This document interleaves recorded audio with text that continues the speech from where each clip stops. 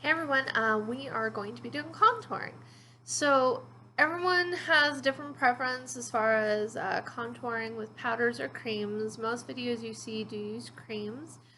Creams are excellent. You can get lightweight, natural looking contour as well as more dramatic contour. You can definitely go very dramatic with your creams. I tend to be more of a powder-based contour person, but that's because I do extended wear, which needs to be a little more dry. So my brides need to last 18 to 24 hours without any melting. So I tend to avoid a lot of creamy, oily products. And so I do most of my contouring with powder. Placement is the same regardless, like where you would place it and why you would place it on someone's face. Contouring is not a one template for everyone. It's a person by person. So you would look at the face and go, where do I need to minimize something? And where do I need to expand it? So contouring is about minimizing and creating shadow and creating the illusion that something's not there. So your color choices for contouring should always be neutral undertones.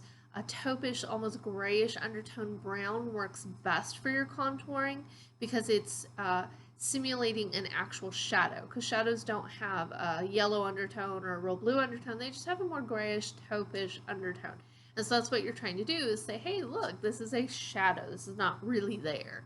So that's what we're going to be doing today. I'm going to show you where I contour and how I contour on my face. I use powder-based contouring, which means I'm a huge fan of the Morphe 350M palettes. Sorry, this is from my, so I like to use a neutral kind of taupey brown. And for me, I need to do contouring in here to kind of narrow and thin out my face, which means I'm not going to do this. Contouring this way is going to lengthen my face, and as you can see, I already have a long face. Also, as women get older, we tend to get jowls or just more drawn in and gaunt looking. We lose that baby fat and we start losing some of the muscle texture in here, and it starts dropping. So if we do this, it kind of pulls and sags and actually ages a face. So if you want to give a more youthful, healthy look with your contouring, you're going to find the bone here and come from here underneath and kind of cup a little bit up here. So not like this, it's more of flatter and more lifted like that. And that's going to help lift it and actually give a more younger appearance. I don't want to bring that in too far. If I bring it in too far, that can distort the shape of the face as well. I haven't blended it, I'm just setting it in placement. I also want to narrow in here. So I'm going to tilt and find my jawline and just enhance where shadow should be. Use this Morphe brush. It's the R30. It's got a nice sharp point on it, but it also blends really nicely too.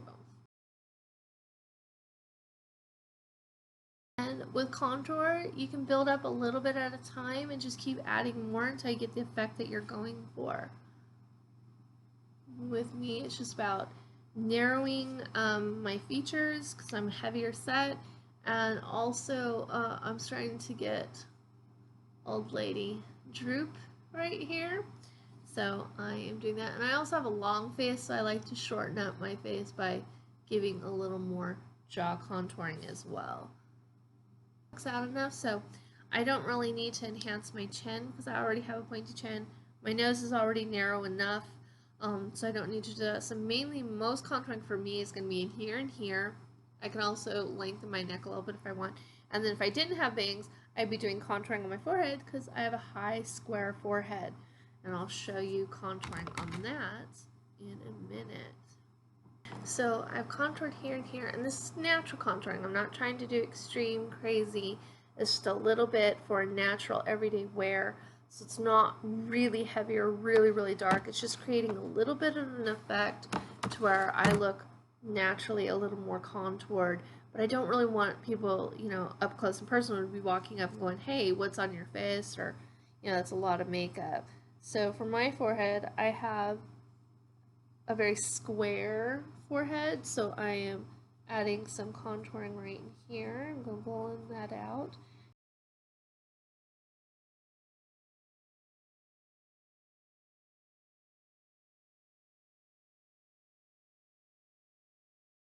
Okay, So you do a little bit. You just keep building up until you get the effect that you are looking for.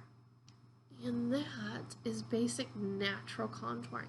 Every face has a different place. You can do more here, you can do more here. Some people, if you have a receding chin, you can contour here and here, and that'll pull that board. If you have a wider nose, there's contouring that you can do up in here and stuff like that. And there you have it. Any questions, drop a comment below and I will answer them.